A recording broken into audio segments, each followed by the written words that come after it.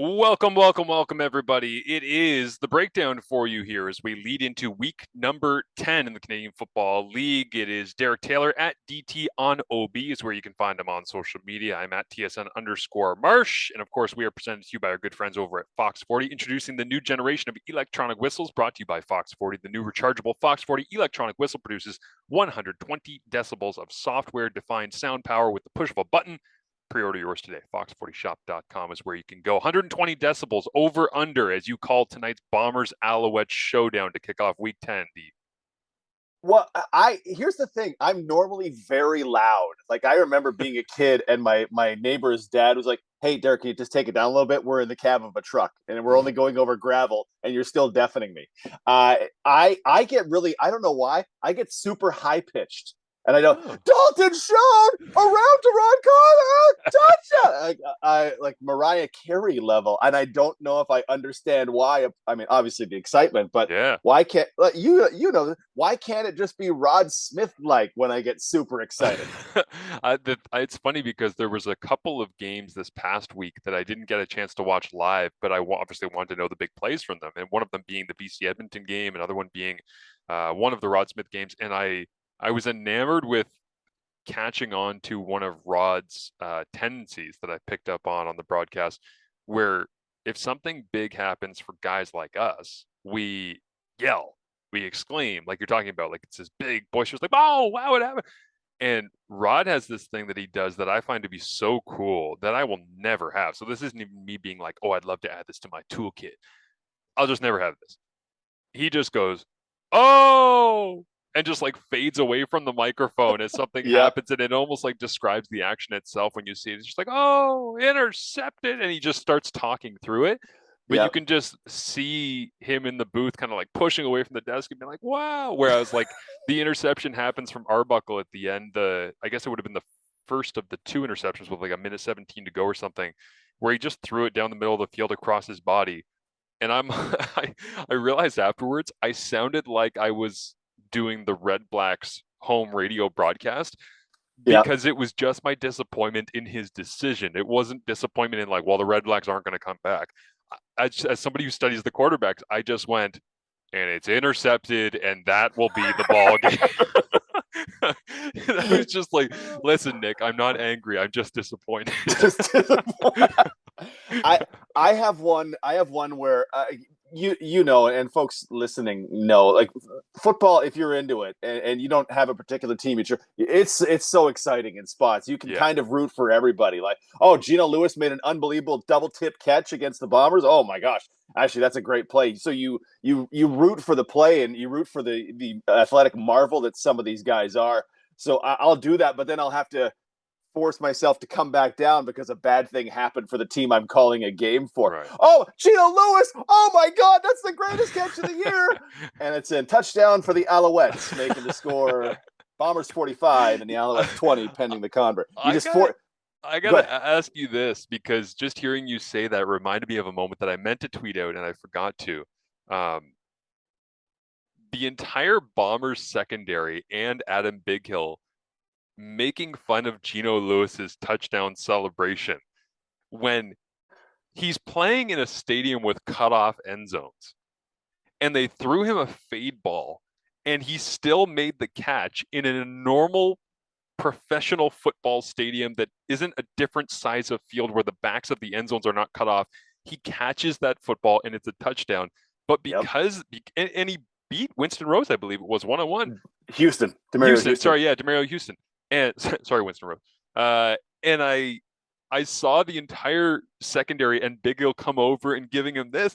And I was like, guys, he he plays in a stadium that doesn't allow that to be a touchdown when it should be. And you calling that game live, I'm sure you saw that, and we're just like, whoa, Geno almost just had a big play.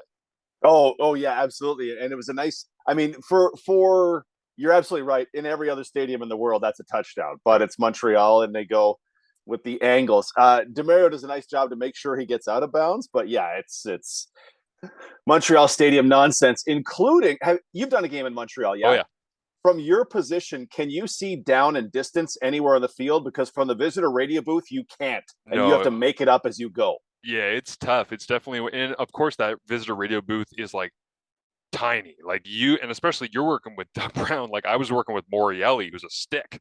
Yeah, But working with Doug Brown is like he gets squeezed into there in the back corner, and it's like to get in and out of your broadcast position at halftime to grab a hot dog is like a chore to get out of there. So yeah, it's not great. The only other one I found ever frustrating was BC with the tarps that were kind of lingering over the top, and you're trying to like right. lean around them to see the jumbotron so that you could get the updates on those kind of things. But Yeah. Oh, yeah, let's rank our stadiums for calling games in. well, There's the breakdown. Winnipeg and Edmonton have always been the cream of the crop for me. And the reason for that is that it's kind of like on the Mez level, which you're not Tim Hortons Field high, but you're also not low enough that you can't get a good sense for the overall picture of the game. So I've always loved Winnipeg and Edmonton. I would say Hamilton being so high up makes things difficult. Yeah. Ottawa, I've fallen in love with just because I've spent so much time there and I've gotten so used to it. And it's a beautiful venue and environment. So, despite the fact they never win at home, apparently, which is kind of strange, uh, I'm trying to think if there's anything else. I haven't done a game in BC in forever, so it's hard for me to think of that one. But BC's the same. BC's the same. You have room, but you have to lean right when they cover the upper deck. That's the biggest problem there. Sask is incredible yes, in both booths because the entire glass wall just goes away, right. and there's a ton of deck space. You can have a third person in there. Shout out to John who did stats for me, and I hope still does stats in Sask. Yeah, it's, incredible. Winnipeg is the one where we have to be seated to do it because for folks who don't know, like the radio booth in Winnipeg, there's a big glass window that comes up. It must weigh 65,000 pounds. It's big. It's like big, big, big. And it comes up, and I can barely stand under there. So Oh I wow. don't because I'm going to get excited during the game and jump up and concuss myself. So imagine Hall of Famer Doug Brown, 6'8". He just can't. He Right. cannot stand under there. So while it's a definitely loud and a great location, you're forced to sit down, which kind of takes some of the energy away. Hamilton's super roomy. I love Ottawa. Toronto's tiny. Yeah, go ahead. Hamilton's roomy, but are you guys still squeezed way down at the end? They moved us more toward the middle. We were down Okay. like the 10 or 15-yard line before, which I Oh, mean that was the Montreal spot too. You're at the 12-yard line trying to see which eight numbered receiver caught the ball on the far side at the yeah. opposing 10-yard line, and you go squint squint. The light is really kind of low too in Montreal. You're like Wolatarski with the catch because 82, 83. You're like Oh man, they're so far away. I was kicking myself this week, and I don't know if people realized it or not, but when Shahid Salmon had the interception for Ottawa, he was substituting in for the injured Adam Auclair. And Mm, the difference between Avery Williams and Shahid Salmon is 42-43. Avery Williams a little bit shorter, a little bit bulkier. Shahid Salmon has that butterfly collar on the back of his uniform. So I don't call anything off of the television or the monitor. I'm at the game. They pay me to be at the game, so I call things off of what I see with my eyes. And I called the interception. Shahid Salmon picks it off, and as he's running back, I had this moment where, in the low lighting, running in front of Calgary's bench, I didn't see the collar, like the butterfly collar on the back, and I couldn't see the number. I saw 40, but I didn't know if it was 42 or 43, and I immediately my like film watching brain went in like a tenth of a second. Went, where was the interception made? Oh, that was in the middle. That has to be Avery Williams. yep. And so I basically said like Salmon with the interception. And I'm like, oh, and Avery Williams was right there. And then I realized, why am I talking? I'm just contradicting Yeah. myself. I was like searching for the answer so much that I was just fighting myself on national television of who had the interception. And it just kicked into me for a second. I'm like, I'm just going to shut up for a second and wait until I know who has the interception here. So I just stopped talking and I waited until I saw Salmon. And then I was like, and it is Shahid Salmon. But I was just like, man, when you get those numbers that are close and those body types that are close and you're trying to see it from a weird angle and they're running through a bench and they're in traffic because after a pick it's a mayhem where Yep. everybody's turning and running different directions and stuff. I was just like, oh, that's a skill. That is a legit skill that I apparently have not mastered. I had one game last year. It was later in the season where the Riders had three interceptions. I attributed them all to Jacob Dearborn, and I'm not Yeah. sure he actually got any of them. But I was just jumping so fast. I saw three. I'm like, oh, Jay Dearborn. Oh no, actually it was Jeremy Clark, 37 and not 33. And you try to figure out how to correct yourself. That you pull back. But one of the things that I kind of pride myself on is being able to identify people faster than anybody on the planet. Like to be able to know the ball's going downfield. Okay, well that's Dalton Schoen on Richard Leonard. I want to be able to say that as the ball's still in the air. Schoen's got to step on Leonard, and yeah, it really requires that you be very. You've seen them a lot is what it requires, Right. right? To be able to know, and you just get to know. Okay, that's Nick Dembski's body type, or it's on the outside. That's Geno Lewis jumping over dudes, right? You just get used to that, and it can be tougher with guys you don't see every week. But yeah, I always want to be on it as early as I possibly can with the names of. I had one where BC Willie Jefferson inside move on Joel Figueroa, and I was like, because I identified Willie pre-snap. Willie's lined up on the edge. Oh, big move inside of Joel Figueroa, chase it down, Rourke, and I was like, oh my god, that's the one I want, where I identify everybody important along the way so people get it. And I don't know if they care, but for me, it's like, Yeah.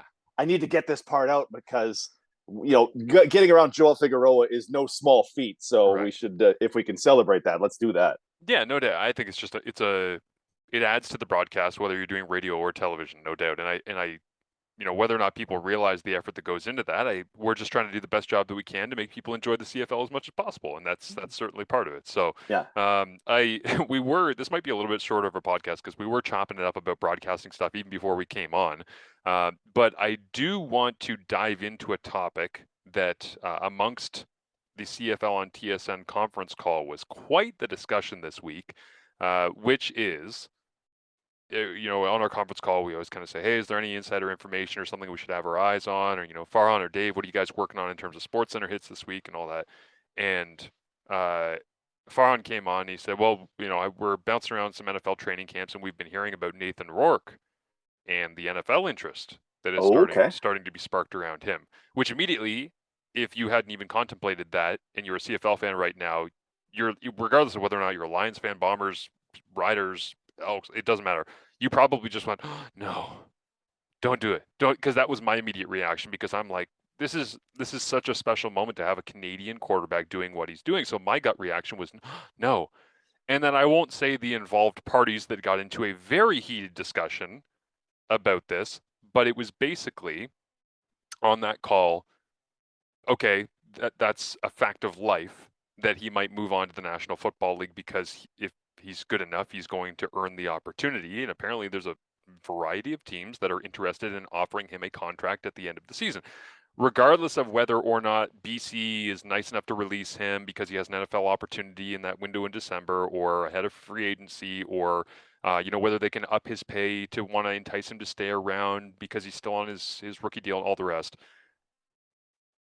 Is it a good thing? This was the interesting discussion. Is it a good thing if Nathan Rourke leaves for the NFL? Because there were some people on that call who said, it's a fact of life. You're good enough. You're going to go make more money in the bigger league that allows you to make generational wealth, or at least have the attempt of making generational wealth that will support you and your family for a long, long time to come.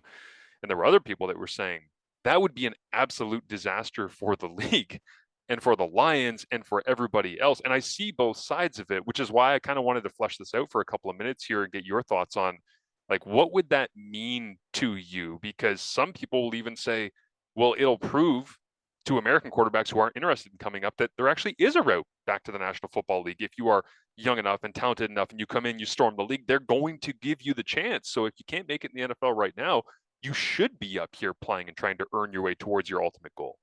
Yeah. I preface this by saying maybe it's different for the quarterback, but I've not had a situation where a guy left the NFL where I went, yeah, you know what? The league is demonstrably worse. Bryant Mitchell goes. Duke Williams went. Darrell Walker went, as I just name off Elks receivers from the Yeah, yeah. 2017s. All these guys go to the NFL, and it was the league any worse in 18, 19, 21, 22? No, because for certain spots, we're going to find the next guy. Rourke's an incredible story. Rourke's incredible. And the last big quarterback defection that hurt the league, like Ricky Ray for a bit, Dickinson for a bit, Doug Flutie, obviously. Doug Flutie, I don't know if it hurt the league because now 25 years later, I go, guy's the greatest player of all time in the Canadian Football League. 6 MOPs in 8 years and multiple 6,000 yard seasons, and it would have been great to have him, but you had him for 8 years. Like this one's hard because it is a quarterback, but the next season would be dramatically different for BC because if Zach Collaros is the highest paid quarterback at 550, Nathan Rourke's agent wants a deal that starts at 550. And he's going to go the second he can. He's going to go prospecting and tell me the Argos aren't going to throw a Bo Levi Mitchell level salary at him. Oh, we'll give you 7.5, like just ridiculous money, right? Because Rourke's a star. Rourke's a star. He's a decent enough media personality. He's not the most gregarious guy. He's not a performer.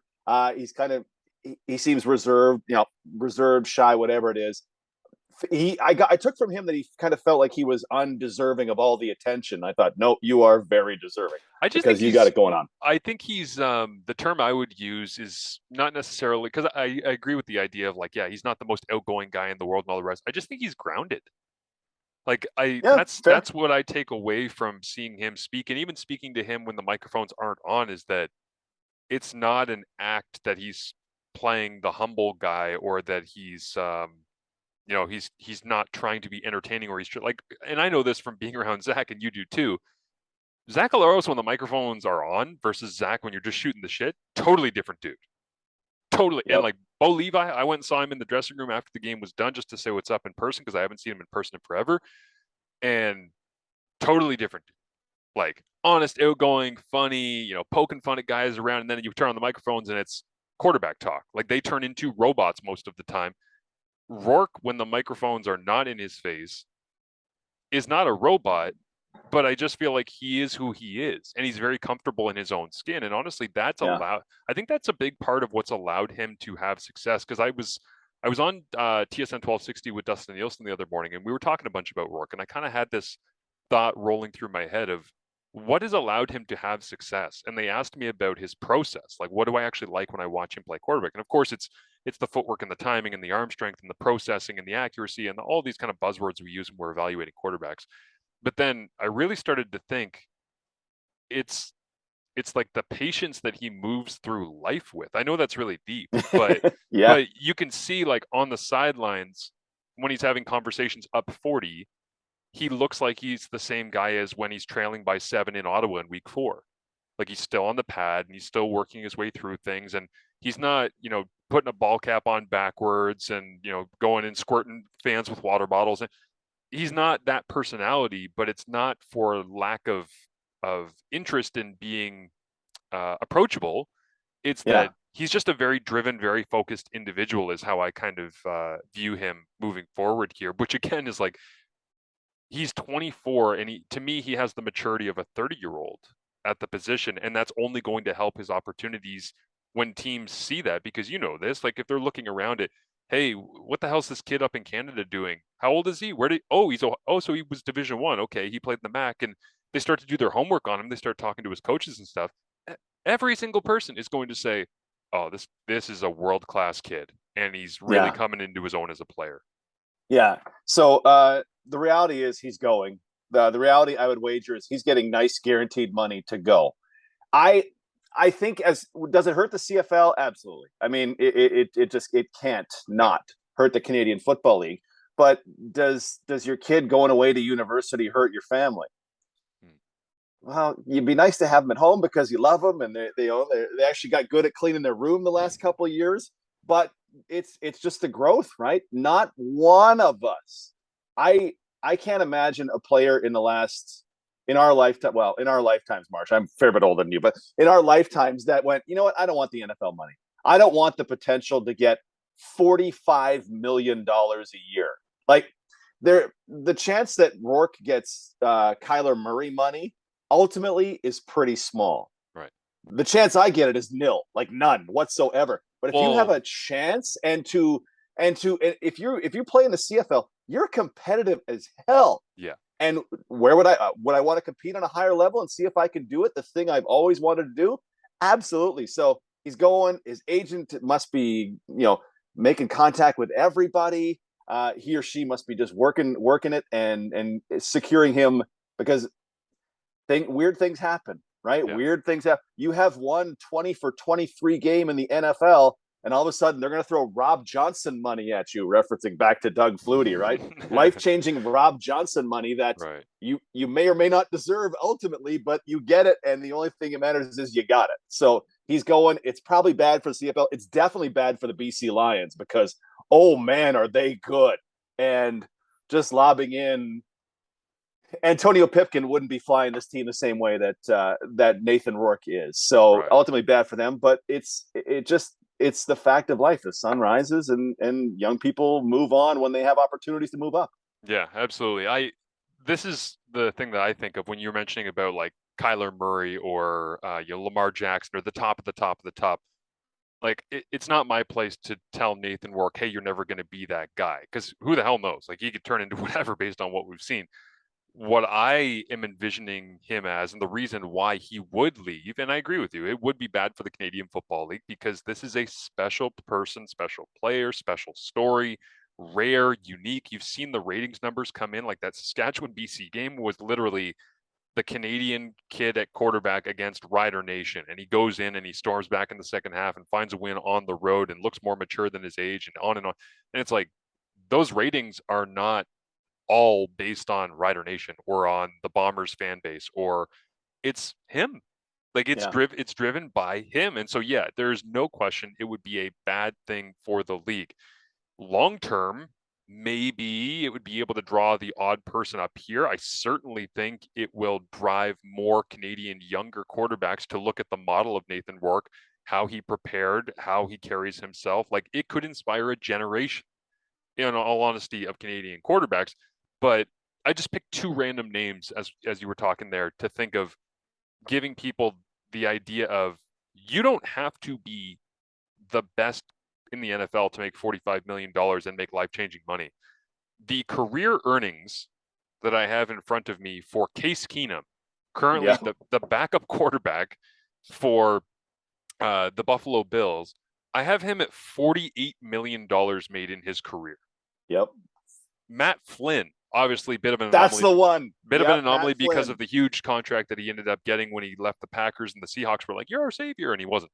But Well, because Russell Wilson came in, and all of a sudden Matt Flynn was, right, who are you? and bringing it full circle, the BC Lions in the Pacific Northwest, just like Seattle, tried to play the Russell Wilson card of let's get this guy when he's on a cheap deal so that we can surround him with a bunch of talent, which they did at a very high level.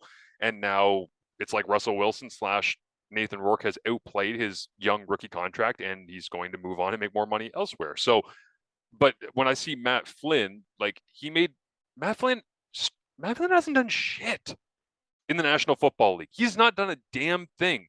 Like Charlie Whitehurst, I could go on and on the list of guys that are just like career backups who you always see wandering around the sideline. You have no idea what they're doing there. Like a couple of years ago, I saw who was it? Matt Moore, I think, was the backup to Mahomes. Yep. I was like, the hell is he still doing in the league? He hasn't done anything. And even when he was a starter with the Dolphins, I'm like, he didn't do anything. He wasn't worthy of all this money. Matt Flynn, career earnings $20 million. Well, and how about the Kirk Cousins' career earnings, $231 million. He was the first guy to get the guaranteed money, and you go, Yeah. Kirk Cousins is in the hierarchy of worldwide quarterbacks. Kirk Cousins is pretty high, but he's a pretty mediocre NFL starter, and he's made nine figures over again. So Yes. you have to try that. Here's the thing.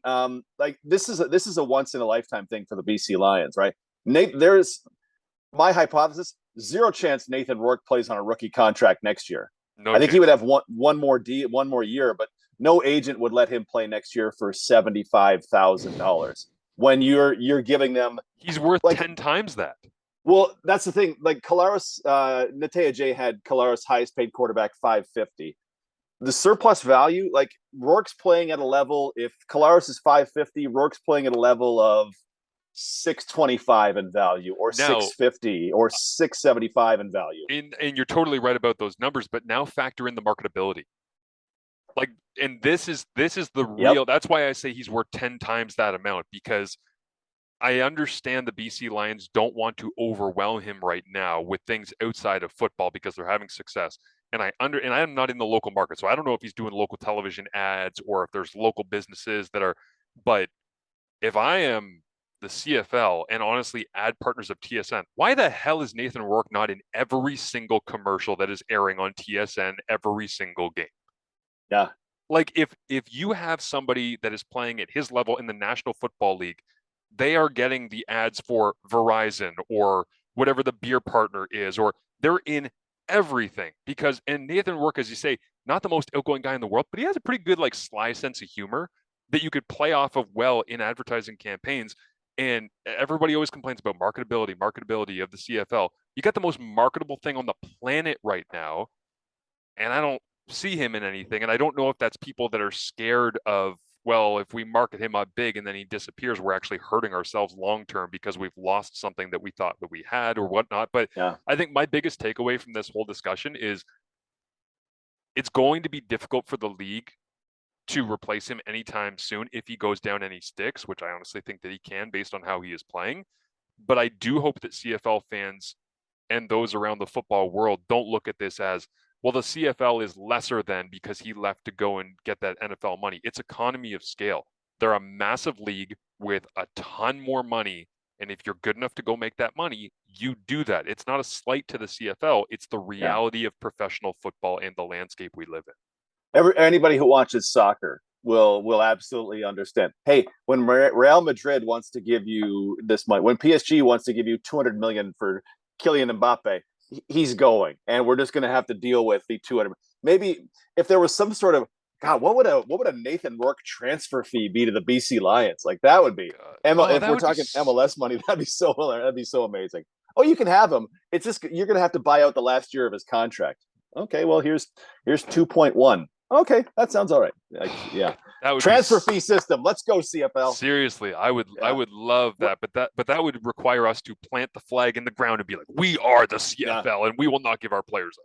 What's the thing you've seen in Rourke? And it's only 7 games so far. What's the thing you've seen in Rourke that makes you go, he's going to get a chance in the NFL for sure. Processing speed. 100%. I don't know it the way you do, but I watch that guy go, and I'm like, he's calm. He's it's not Bo Levi Mitchell like, but Bo is a guy I looked at in 18, 17, 16 and go, this guy's in the middle of the freeway and he's just calm as can be. Like, oh, I'm just going to slide this way. Rourke is very calm and it looks like he's considering 3, 4, 5 options every play. It Well, feels like. here's where I differ on the comparison of Bo and him on the processing stuff. I believe Bo Oh, Levi. I was just going calm in the pocket. Let's Right. go. I Yeah. agree Okay. with that. What I see when I watch Bo, especially because I watched him pretty closely leading into the game I called last week in Ottawa, is that Bo is still not that he's not pre-snap reading, but Bo is very much like, okay, I pre-snapped. I know I'm going to get to my third read based on what I'm seeing, but I'm still going to work my way, like take the snap 1 to 2 to 3, bang on the money with an absolute dart. And so, maybe 10 times a game that hits Kamar Jordan between the 8 and 8 and it gets dropped. But which we could talk about a different day, maybe. But I see Bo very much as the ultimate master of the post snap. Bing, bing, bing, bing. Yeah. I don't even see Nathan flipping his hips or moving his eyes or when that ball snapped, Rourke knows where he's going with the football.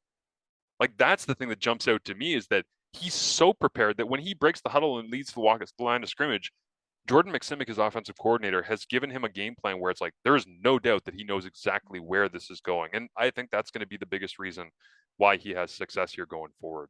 That's interesting because I remember talking to Fajardo in 2021, and he said, "I know, like pre-snap, I may know where I'm going to go with the ball. I may know, okay, I'm going to have to get to my third read, but I had to force myself to go to 1 and to go to 2 because it helps sell the play to the defense, right? So that if I believe 3 is going to be, I know I'm going to 3. Okay, I got to at least cursory go boop boop and then 3 because it helps sell the play, and he felt that was."